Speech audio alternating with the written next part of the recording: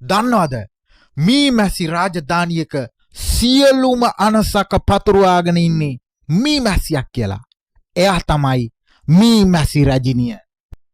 මීමැසි රාජධානියේ ඉන්න බිත්තර දාලා පැටව බෝ කරන්න පුළුවන් එකම ගැහැණු සතා මීමැසි රජිනිය විතරයි. එහෙම වෙන්නේ කොහොමද? රජමැස්සිය අනෙකුත් මැස්සන්ගේ මැස්සියන්ගේ හැසිරීම් රටාව පාලනය කරන්නේ පෙරමෝන කියලා වර්ගයකින්. ඒ පෙරමෝන ශරීරයෙන් නිදහස් වෙනවා. ඩිම්බකෝෂයක් තියෙන්නේ රජිනියට විතරයි. මේ රජිනිය ඉපදවන පෙරමෝන නිසා අනෙකුත් මැස්සියන්ගේ ඩිම්බකෝෂ වර්ධනය අඩු වෙනවා. එතකොට අනෙකුත් මැස්සියන්ට බිත්තර දැමීමේ හැකියාවක් ලැබෙන්නේ නැහැ. රජමැස්සියකට පුළුවන් එක වතාවකට බිත්තර 1500ත් 2000ත් අතර ප්‍රමාණයක් දමන්න. රජමැස්සිය වයසට යනකොට මේ පෙරමෝන නිපදවීමේ හැකියාවත් දුර්වල වෙනවා. මීමැසි ජනපදය පාලනය කරන්නේ පෙරමෝන යොදාගන්නේ. ඉතින් පෙරමෝන නිපදවීමේ හැකියාව අඩු වෙනකොට මීමැස්සෝ පාලනය කිරීමත් අපහසු වෙනවා. සමහර වෙලාවට හදිස්සියෙම රජමැස්සිය මැරෙන්නත් පුළුවන්. එතකොට පෙරමෝන නිපදවීම කොහොමත් අඩු වෙනවනි, කොහොමත් නැතුව යනවා. ආන්න ඒ හින්දා රජමැස්සිය මැරිලා පැය භාගයටත් අඩු කාලයකදී වැඩකාර මැස්සන්ට මේ බව දැනෙනවා. මේ අවස්ථා දෙකේදීම ඒ කියන්නේ එක්කෝ රජමැස්සිය වයසට ගියොත් නැත්නම් රජමැස්සිය මැරුණොත් දැන් මොකද කරන්නේ? අලුතෙන් රජමැස්සියක් හදාගන්න වෙනවා. එතකොට කරන්නේ වැඩකාර මැස්සෝ දින 3කට වඩා අඩු වයසක් ඇති බිජු තියෙන කුටියක් තෝරාගෙන ඒක විශාල කරනවා.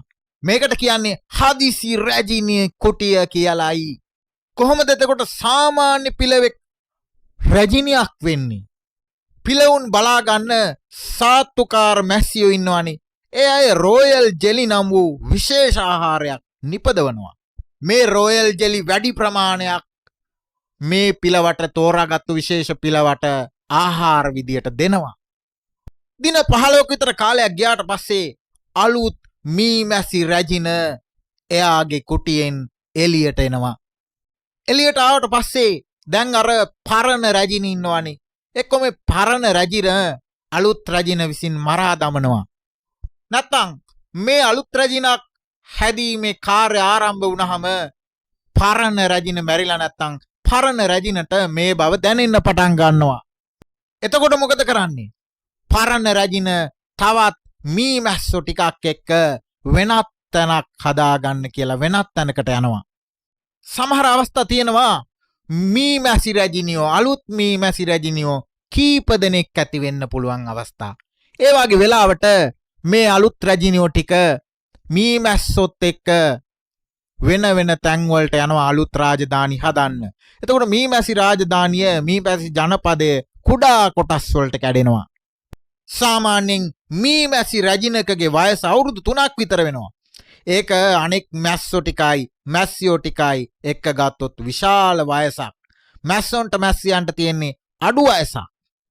ඉතින් අපි කතා කරානේ මීමැසි රාජධානියක පැටවුන් හැදීමේ හැකියාව තියෙන්නේ රැජිනට විතරයි. රැජින නිපදවන පෙරමෝන නිසා අනෙකුත් මැස්සියන්ට තියෙන ඒ හැකියාව නැති වෙනවා. අනිකුත් කිසිම මැස්සියෙකුට බිත්තර දමන්න බෑ. හැබැයි මේ මීමැසි රැජිනිය ජීවිත කාලෙටම එකම එක වතාවකදී විතරයි පිරිමි සත්තු එක්ක එකතු වෙන්නේ. පිරිමි සත්තු එක්ක සංවාසයේ යෙදෙන්නේ. සාමාන්‍යයෙන් මීමැසි රැජිනකගේ වයස අවුරුදු 3ක් විතර වෙනවා. ඒක අනෙක් මැස්සෝ ටිකයි මැස්සියෝ ටිකයි එක්ක ගත්තොත් විශාල වයසක්. මැස්සොන්ට මැස්සියන්ට තියෙන්නේ අඩු වයසක්. ඉතින් අපි කතා කරානේ මීමැසි රාජධානියක පැටවුන් හැදීමේ හැකියාව තියෙන්නේ රැජිනට විතරයි. රැජින නිපදවන පෙරමෝන නිසා අනෙකුත් මැස්සියන්ට තියෙන ඒ හැකියාව නැති වෙනවා. අනිකුත් කිසිම මැස්සියෙකුට බිත්තර දමන්න බෑ. හැබැයි මේ මීමැසි රැජිනිය ජීවිත කාලෙටම එකම එක වතාවකදී විතරයි පිරිමි සත්තු එක්ක එකතු වෙන්නේ. පිරිමි සත්තු එක්ක සංවාසයේ යෙදෙන්නේ. අලුත් රැජින තමන්ගේ කුටියෙන් එළියට ඇවිල්ලා සතියක් ඇතුළත කාලයකදී පිරිමි මීමැස්සන් සමග සංවාසය දෙනවා. මේ සංවාසය සිද්ධ වෙන්නේ මීමැසි ජනපදයෙන් ටිකක් ඈත තැනකදී, උස තැනකදී. ඇයි එහෙම දෙයක් වෙන්නේ? මේකදි වෙන්නේ රැජින ගාවට ලං වෙන්න පුළුවන් වෙන්නේ ශක්තිමත් මැස්සන්ට විතරයි. ශක්තිමත් මැස්සන් දුර්වල මැස්සන්ගෙන් වෙන් වෙන්න තමයි ඒ විදිය දෙයක් සිද්ධ වෙන්නේ. ඉතින් රැජින ගාවට ලං වෙන්නේ ශක්තිමත් මැස්සෝ ටික විතරයි.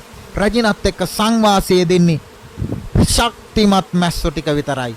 එතකොට අන්න ශක්තිමත් ඥාන තමයි ඊළඟ පරම්පරාවට ගෙනියන්නේ. මම කියවනේ පිරිමි සත්තු එක්ක එක වතාවකදී විතරයි මේ රැජින සංවාසය දෙන්නේ කියලා. ජීවිත කාලෙටම ආයේ පිරිමි සත්තු එක්ක එකතු වීමක් සිද්ධ වෙන්නේ නැහැ. ජීවිත කාලෙටම අවශ්‍ය ශුක්‍රාණු ටික මේ අවස්ථාවේදී රැජින ඇඟේ තැම්පත් කරගන්නවා. මේ රැජින කුඩා කුටියක දමන්නේ සරු බිත්තර. ඒ වගේම වැඩකාර මීමැස්සු ඇති වෙනවා. මී වදයක විශාල කුටිත් තියෙනවා. ඒ වගේ දාන්නේ සරු නොවූ බිත්තර. ඒ වගේ පිරිමි මීමැස්සන් ඇති වෙනවා.